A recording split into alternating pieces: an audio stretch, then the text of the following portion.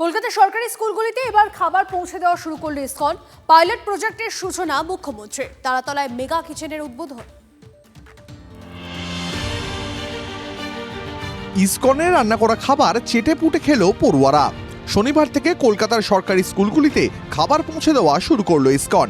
Pilot প্রজেক্টের সূচনা করলেন মুখ্যমন্ত্রী। কলকাতা পৌর এলাকা তথা কর্পোরেশন এলাকার প্রাক প্রাথমিক থেকে উচ্চ প্রাথমিক স্তরে 500টি বিদ্যালয়ে 44,000 শিক্ষার্থীকে আজকে থেকে পুষ্টিকর মধ্যাহ্ন ভোজন পরিবেশনের কর্ম শুরু করা হলো। আগামী 3 মাসের মধ্যে এই পরিষেবা সম্প্রসারিত হয়ে 2.5 লক্ষ শিক্ষার্থীর কাছে পৌঁছে দেওয়া হবে। তারাতলায় মেগা কিচেনের উদ্বোধন করেন শুভেন্দু অধিকারী। শিশুদের জন্য মিড ডে মিলের রান্নায় হাত লাগানোর সঙ্গে সেই খাবার পরিবেশনও করেন। 44,000 পড়ুয়ার জন্য প্রতিদিন পুষ্টিকর নিরামিষ খাবার পৌঁছে দেবে ইসকন।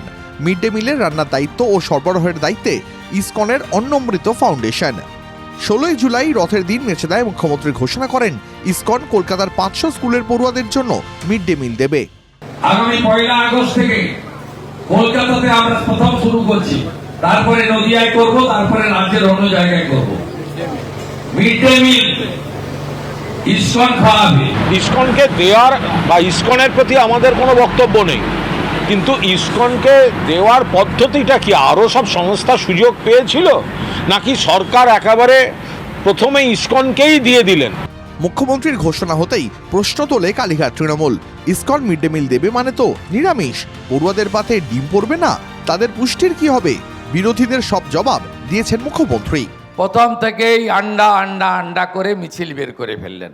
যেমন ইসকনের সাত্ত্বিক আহারকে গ্রহণ করেছি, তার বাইরেও আমরা ঠিক করেছি এসএইচজি গ্রুপকে দিয়ে সপ্তাহে এই খাবারের সঙ্গে নয়, আলাদা করে আমাদের ব্যবস্থাতেই 2 দিন বাচ্চাদের ডিম সিদ্ধ বিতরণ আমরা করব।